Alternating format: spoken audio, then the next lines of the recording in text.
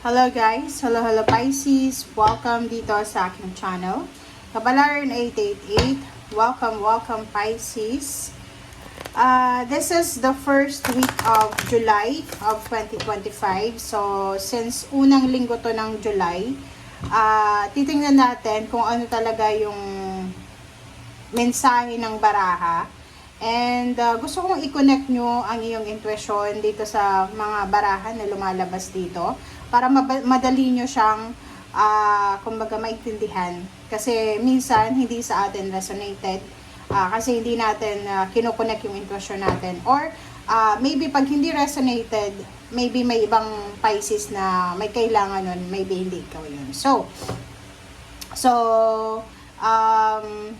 tingnan natin dito Pisces kung ano ang message, ano ang energy na gustong ipaabot sa'yo ng ating mga tarot. Okay? So, first week tayo ng July of 2025 para sa lahat ng Pisces. Thank you sa lahat. Okay, Pisces, enjoy tayo dito sa ating reading. Okay, so kung ano yung gusto nyong mahiga, maupo, diba? So, mas mabuti pag nanonood kayo ng reading, yung patulog na kayo or yung nagnanap kayo kasi sobrang ganun yung ginagawa ko diba? Yung parang basta maganda pag ganun, subukan nyo. Okay, so Pisces, first two cards tayo. The Lovers, number 15 and number 35. So, in general naman ito, sa either relationship or money, career, spiritual. Okay.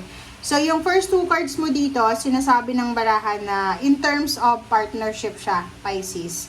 So, for the first week of July 2025, maybe merong mga partnership and collaboration.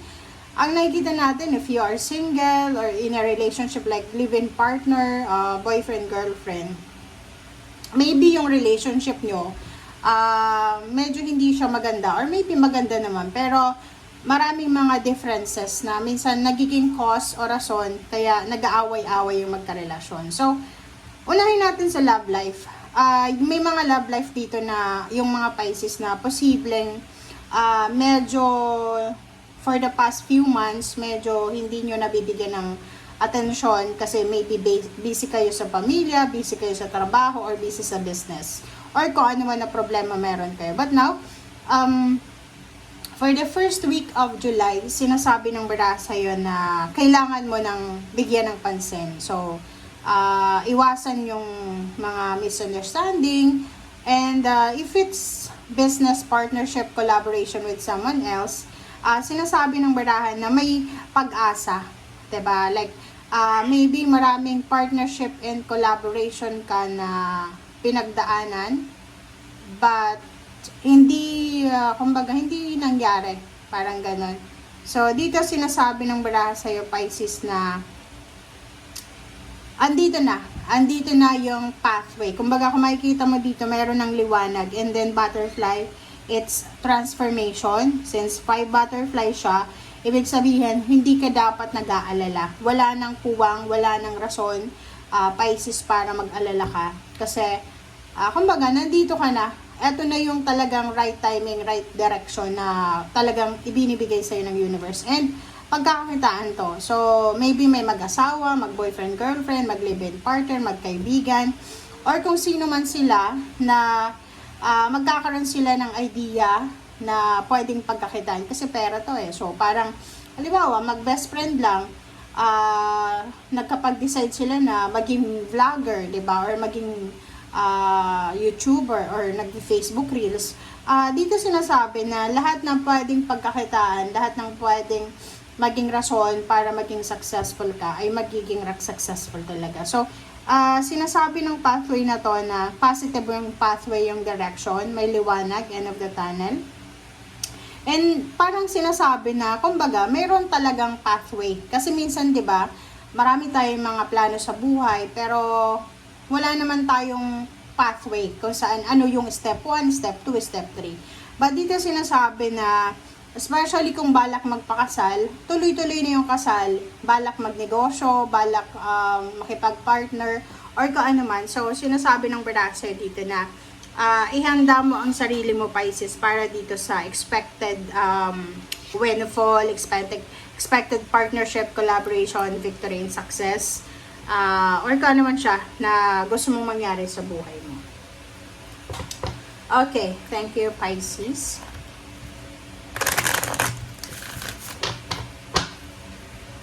Okay, tingnan natin dito sa ating second deck.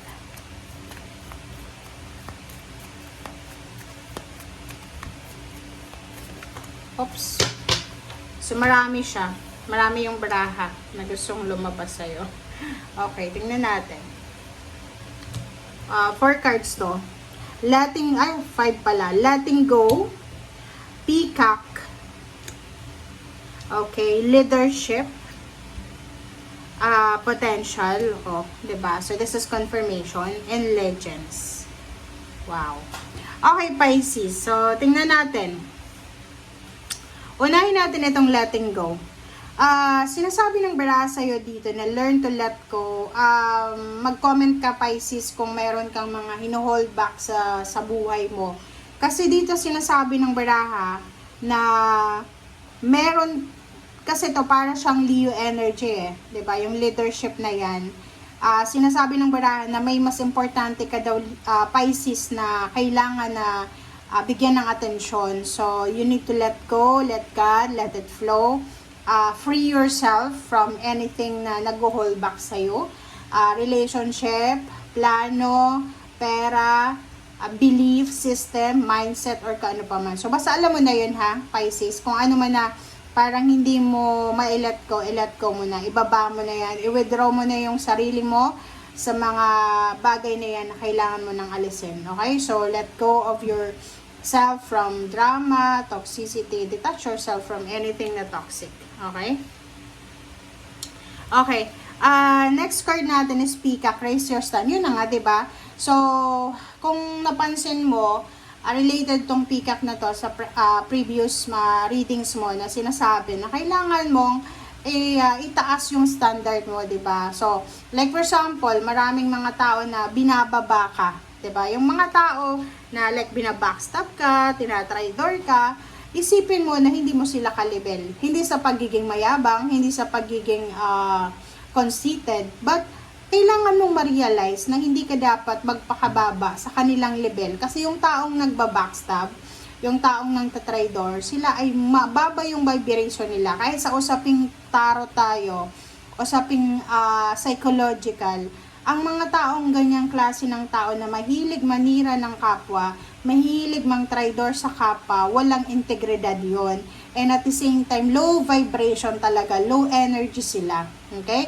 May nakita ka na bang backstabber na or chismosa na yumaman? Isa dito na pwede nating bigyan ng tawag dyan, example, yung, di ba, yung sikat na chismoso sa fake FB, di ba? Yung biglang na-deactivate or na-restrict yung account because ganun eh. Kahit sabihin niya na marami na siyang pera, milyonaryo, bilyonaryo, but si God, ayaw niya talaga ng mga taong, yun nga, sinabi ko sa inyo for the past few readings, ayaw ni God ng mga taong nang mamaliit ng kapwa, nang yuyurak ng pagkatao ng tao, yung mga taong judgmental, napakahirap nun guys eh, kasi normally ngayon, nino-normalize na talaga ng mga tao yung pagiging judgmental. Kahit hindi ka kilala, sa internet lang, i-judge ka. Lalo na yung mga taong kasama mo.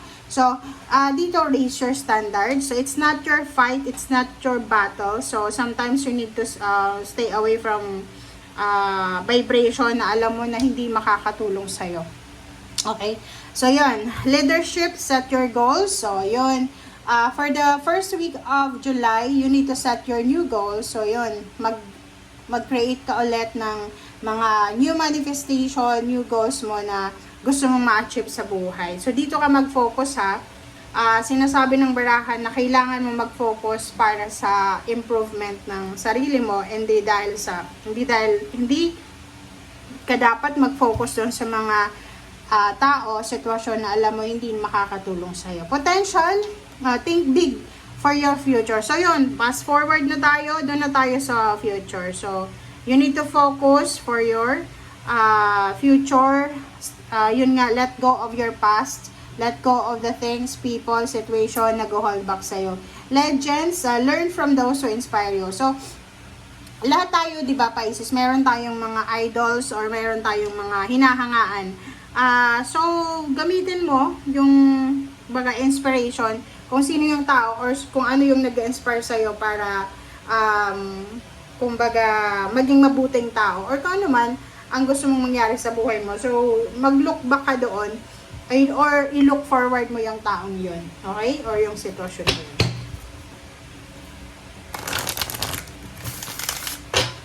Okay, third deck tayo. Pisces.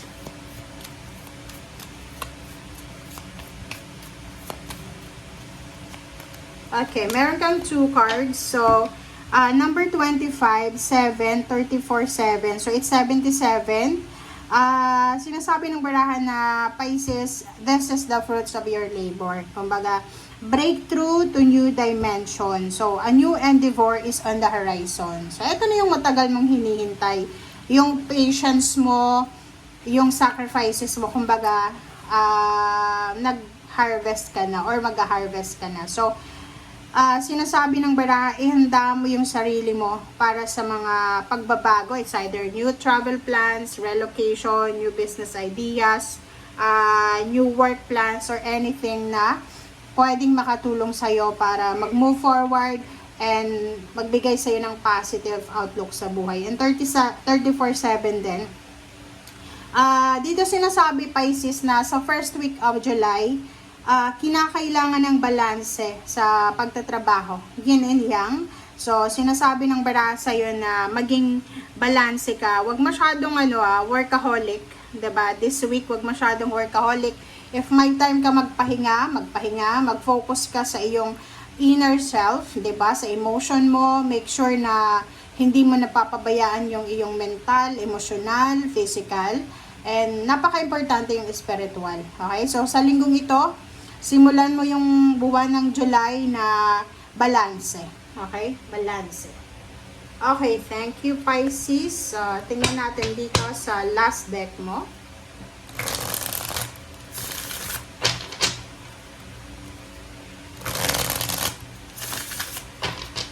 Last deck tayo, Pisces. I hope na eto na talaga yung matagal nating hinihintay ngayong linggo. Dumating na. Okay. Pisces. 10 of Cups. Wow. 6 of Cups. Ang nakikita ko sa'yo, positive eh. King of Swords. Wow. Queen of Swords. So, this is confirmation. Okay. Positive energy. Balance, diba? So Pisces, first 5 cards tayo, 10 of Cups, 6 of Cups, King of Swords, Queen of Swords, and High Priestess. So Pisces, ang linggo ng first week ng July sa'yo ay sobrang positive kasi sinasabi ng baraha sa'yo na may mga tao sa iyong past, diba? May mga past person ka, like maybe dati mong karelasyon or dating kakilala na posibleng magkita kayo sa linggong ito and magre-reminisce ka ng mga good moments, good memories with that person. Ay nakikita ko sa'yo dito na